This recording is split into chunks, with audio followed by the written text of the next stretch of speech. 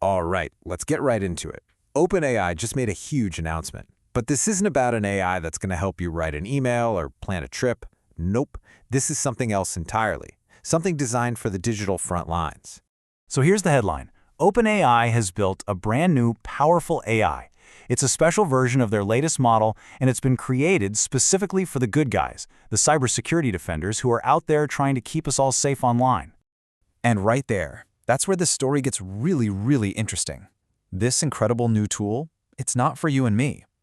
And the reason why gets to the very heart of a massive challenge in the world of AI safety. So first things first, what exactly is this new AI? Well, you can think of it as way more than just a simple software update. It's a highly specialized tool, and it's been built for a very specific and, frankly, a very important job. Meet GPT-5.4-Cyber.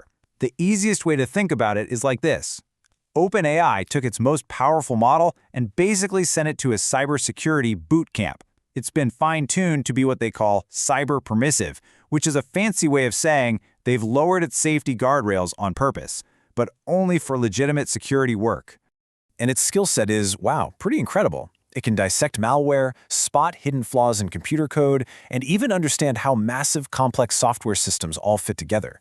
But the real game changer, the showstopper, it's that last one, binary reverse engineering without any source code. That is a huge deal. It means defenders can now analyze the actual compiled software that's running on our computers to hunt for threats, even when they don't have the original blueprint.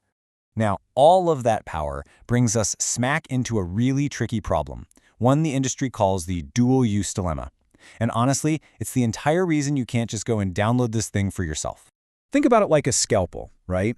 In a surgeon's hands, it's a tool that saves lives, but in an attacker's hands, it's a weapon. It's the exact same story with AI in cybersecurity.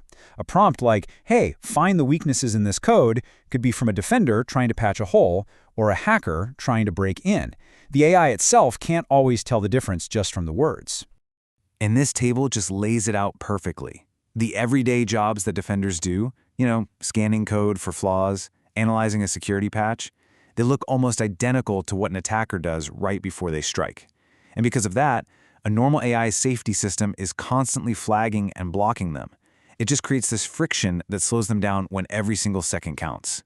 So what do you do about that? Well, OpenAI's solution wasn't to just release a new product. Instead, they built an entire system around it. And it's probably better to think of this as a major update to how they govern security.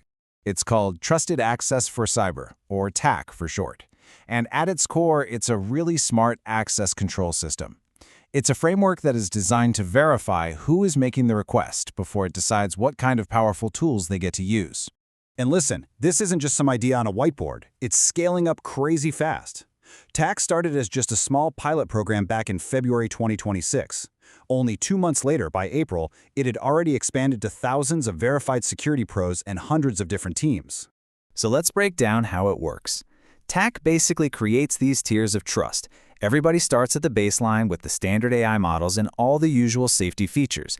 But if you're a verified defender, you can get into that second tier, which gets rid of a lot of that annoying friction on the existing models. And then, at the very top, the most highly vetted experts can apply for access to the super powerful, more permissive GPT-5.4-Cyber. It completely flips the script from what is being asked to who is doing the asking.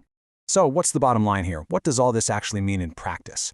Well, it means we're finally giving the people who are defending us a real advantage in what's becoming a more and more automated fight. And I think this quote from OpenAI just says it all. The whole point of this entire system is to just get out of the defender's way. They're trying to lower that refusal boundary so these folks can do their critical jobs without having to fight with the very tools that are supposed to be helping them. This really is a huge evolution in how we think about AI safety. We're moving on from this rigid, one-size-fits-all model that just wasn't working. And we're moving toward a smarter, layered system that actually understands context and trusts verified professionals to do their jobs. And this isn't just theory either. The impact is already very real and very measurable. Just take a look at this number. Over 3,000. That's how many critical and high-severity security vulnerabilities have already been fixed with the help of another tool in this ecosystem called Codex Security. I mean, think about that. That's not just a statistic. Each one of those 3,000-plus flaws was a door that an attacker could have walked through. This is making the internet safer right now. Okay, so this is all super interesting. If you're a cybersecurity nerd, I get it. But why should you care? How does some specialized AI for experts actually make a difference in your day-to-day life? Well, to answer that, let's just think back to a recent threat that sent some serious shockwaves through the entire tech world, the XZ supply chain attack.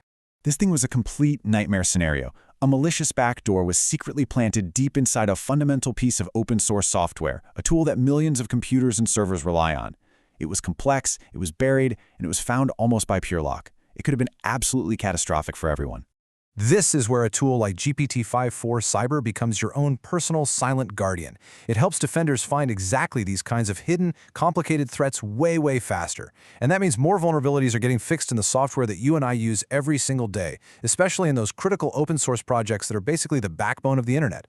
And the result for you is pretty simple. Your data gets safer and your devices get more secure. So, when you boil it all down, this isn't really about protecting some faceless corporation. It's about securing the fundamental plumbing of our digital world, the infrastructure that powers how we work, how we talk to each other our entire lives. Giving them better tools means we all get better protection. And that kind of leaves us with a pretty big question to chew on, doesn't it? Is this tiered, trust-based approach the future for all-powerful AI? As these systems get more and more capable, are we moving toward a world where access to the cutting edge isn't just a given, but something that has to be earned? A future where what you can do really depends on trust.